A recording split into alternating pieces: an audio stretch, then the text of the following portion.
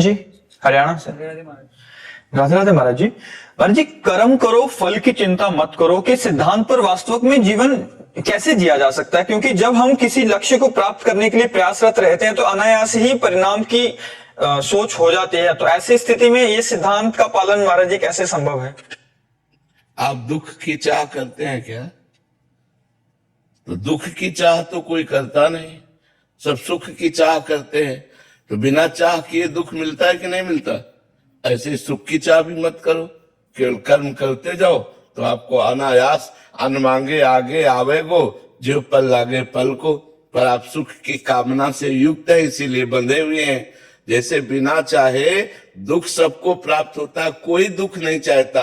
हर कर्म सुख के लिए किया जाता है, चाहे वो पाप कर्म ही क्यों ना हो, लेकिन परिणाम में दुख मिलता है। ऐसे ही हम अच्छे कर्म करें, परिणाम की चिंता ना करें। कर्मण्येवाधिकारस्ते मा फलेषु कदाचन। हम फल की चिंता ना करें तो हमारा बहुत बढ़िया जीवन हो जाएगा, निष्काम जीवन हो जाएगा।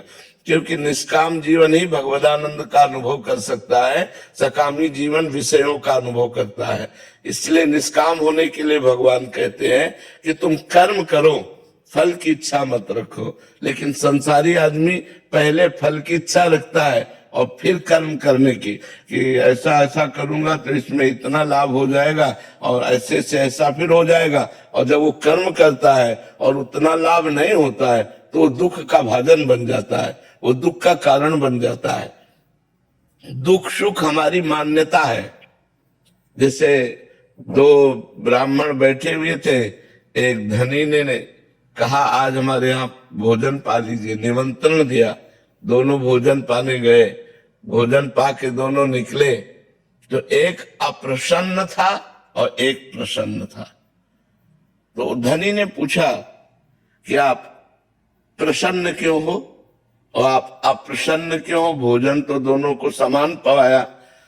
तो एक ने कहा आज हमने सोचा था कि कोई जजमान मिलेगा, भोजन पवाएगा तो 51 रुपया हमें देगा। तो आपने भोजन पवा के 11 रुपया दिए तो हमारा घाटा हो गया ना।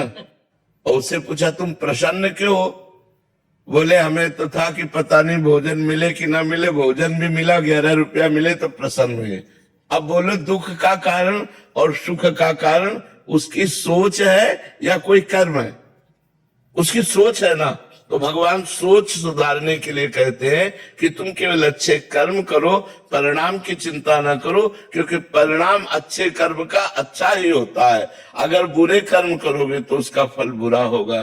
तो हमें अच्छे कर्म पर ध्यान देना है, परिणाम पर ध्यान नहीं देना है। अगर एक बार परिणाम सही नहीं आया तो दूसरी बार परिणाम सही आएगा। हमें अच्छे कर्म करने हैं, हमें अच्छी पढ़ाई करनी है, अच्छी नौकरी की लालसा रखनी है, हमें अच्छा बनने की कोशिश करनी है।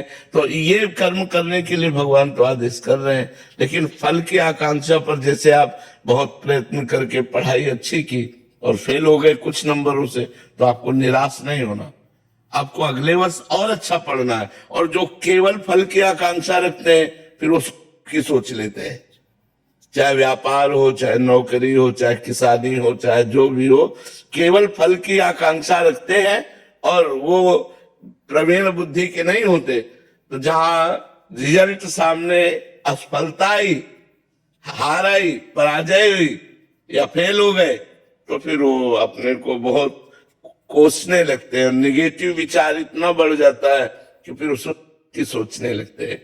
इसलिए जो भगवान कह रहे हैं, बहुत भगवान कह रहे ना, बहुत सोच विचार के कह रहे, तुम सदैव सुखी रहोगे यदि कर्म करने पर अपना अधिकार रखो, फल हमारे ऊपर छोड़ दो। फल के लिए कहा सुख दुखे समय कृत्वा लाभा लाभो जया जयो। सुख दुख में समान भाव रखो, लाभ हानि में समान भाव रखो, जय पराजय में समान भाव रखो और कर्म केवल करो तो तुम बहुत प्रवीण योद्धा हो जाओगे, तुम्हें माया परास्त नहीं कर पाएगी। और जब हम केवल सुख की आकांक्षा रखकर कर्म करते हैं और हमें वो नहीं मिलता तो हम निराश हो जाते हैं, उदास हो जाते हैं, हताश हो जाते हैं। और हमें कर्म करना ही पड़ेगा, हमें संघर्ष करना ही पड़ेगा। मनुष्य जीवन मिला है तो हम उत्साह पूर्वक हारने पर फिर प्रयास करके जीत जाए, ये भगवान कला सिखाते हैं। अगर हम हार भी गए तो हमें उत्साहीन नहीं होना, हमें पुनः कर्तव्य का अनुष्ठान करना है और हमें विजय प्राप्त करनी है। एक बार की हार हमें एक अनुभव देती है कि हम हारे कहां से, कौन सी त्रुटि हुई, और हमें विवेक पूर्वक उस त्रुटि को सुधार करके हमें सफलता